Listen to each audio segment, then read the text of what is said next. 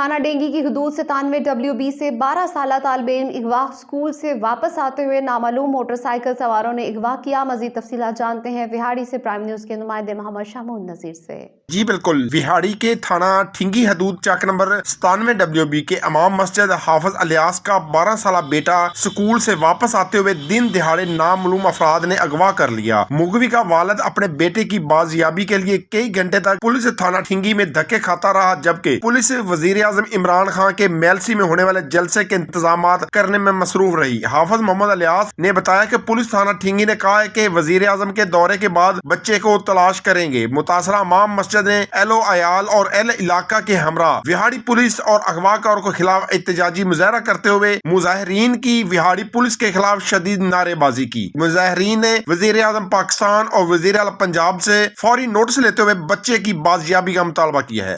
بہت شکریہ شامون نذیر، تفصیلات سے آگاہ کر رہے تھے۔